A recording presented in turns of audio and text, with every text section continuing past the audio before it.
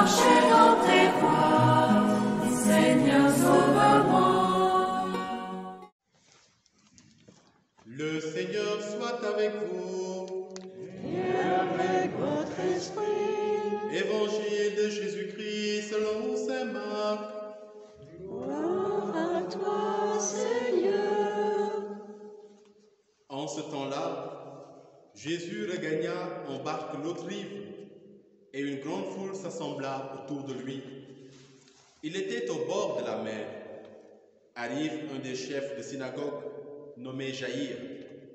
Voyant Jésus, il tombe à ses pieds et le supplie instamment.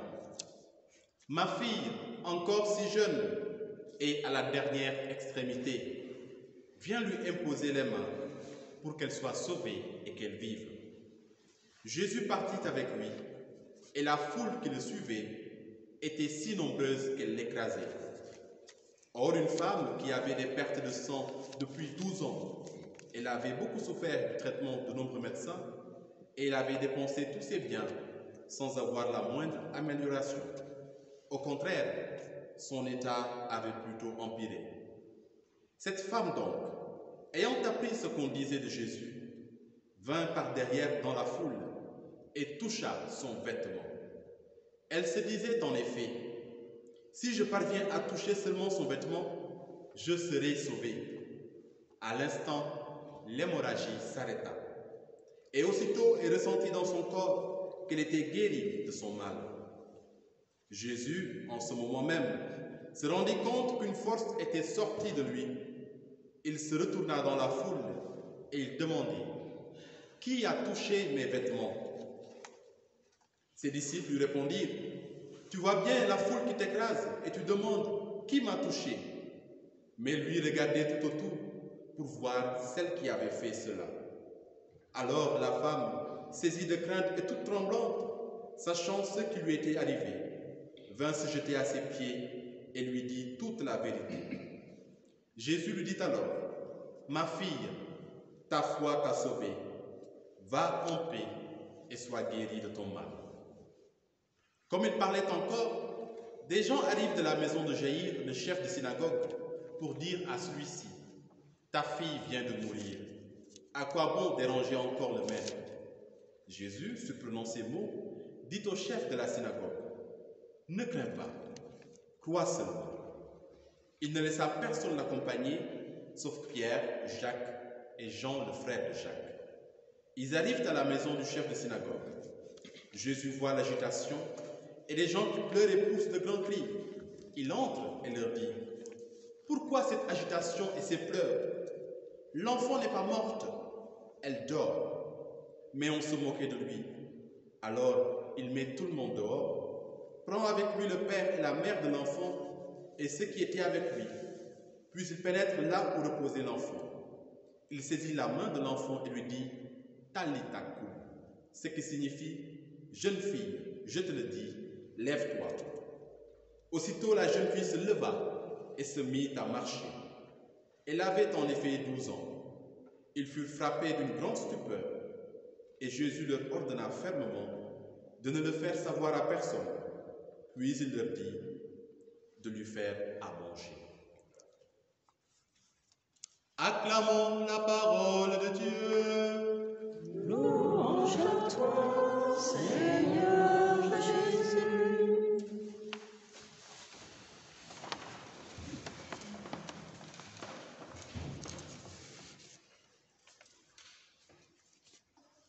Viens, Esprit Saint, emplis le cœur de tes fidèles, allumons-nous le feu de ton amour. Envoie ton Esprit, Seigneur, et tout sera créé de nouveau, et tu renouvelleras la face de la terre.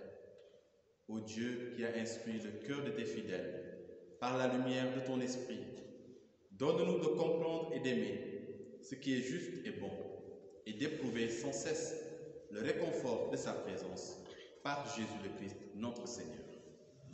Le Seigneur soit avec vous. Et avec votre esprit. Frères et sœurs, au début de cette méditation, comme le Seigneur nous a accueillis dans sa maison, nous pouvons rapidement nous accueillir les uns les autres dans la charité, en disant à notre voisin, à notre voisine de bord, « Jésus t'aime inconditionnellement. Jésus t'aime inconditionnellement. Jésus t'aime inconditionnellement. Jésus t'aime inconditionnellement.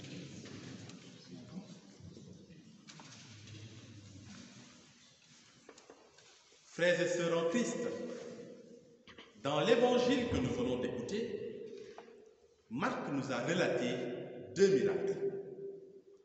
La guérison d'une femme souffrant de perte de sang depuis 12 ans et la résurrection de la fille de Jaïr.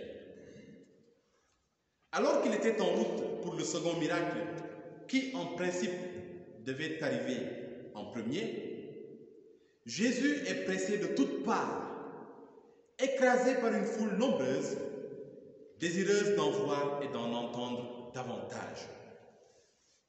Et au milieu de ces processions improvisées, denses, Jésus lance une parole qui surprend tout le monde. Tismu epsato ton imatio. Qui a touché mon vêtement? Le verbe utilisé dans la version originale, aptomai, signifie non seulement toucher, saisir, mais encore s'attacher à. Au sens de Jésus, le mot toucher va au-delà de l'acception que nous lui conférons habituellement. Pour lui, cette foule l'écrasait, mais ne le touchait pas. Une seule personne l'a vraiment touché, cette femme qui souffrait de perte de sang depuis 12 ans. Pour Jésus, frères et sœurs, toucher n'est pas seulement une affaire de contact physique. Si c'était le cas, il n'aurait pas demandé qui avait touché ses vêtements. Pour Jésus, il le touche vraiment celui-là seul qui vient à lui par la foi. Et c'est la raison pour laquelle seul le toucher de la femme malade a pu solliciter une intervention miraculeuse de sa divinité, de sa miséricorde. Cette femme avait la foi. Et le toucher de la foi est différent du toucher de la routine, du toucher de l'habitude, du toucher de l'usage de faire les choses par culture ou par tradition. Elle était convaincue, cette femme. Elle était convaincue. Et le Seigneur recherche justement des convaincus. Si je parviens à toucher seulement son vêtement, je serai sauvé. Quelle foi! Par sa foi, cette femme a été guérie, totalement libérée de 12 années de souffrance. À chaque Eucharistie, frères et sœurs, nous nous rassemblons encore autour de Jésus. Mais seuls ceux qui ont la foi le touchent vraiment et ressentent les effets de sa grâce. Sans la foi, on ne rencontre point le Christ. La femme guérie dans l'évangile de ce jour nous enseigne la puissance du toucher de la foi. Car sans la foi, on ne touche pas Jésus, on le frôle, on se heurte à lui. Sans la foi, on ne bénéficie pas des effets de sa grâce. C'est la leçon que nous donne aujourd'hui cette femme qui était malade. Apprendre à toucher le Seigneur par la foi. Apprendre le toucher de la foi. Et comme le disait le saint curé d'Ars, je le cite, l'homme sentirait vraiment son bonheur s'il avait la foi, mais une grande foi. Dieu est toujours tout-puissant, poursuit-il. Il peut toujours faire des miracles, et il en fait, comme dans l'ancien temps. Mais c'est la foi qui manque. C'est la foi qui manque. Fin de citation. Ô Esprit Saint, augmente en nous la foi. Transforme notre toucher. Frères et sœurs, le Seigneur soit avec vous.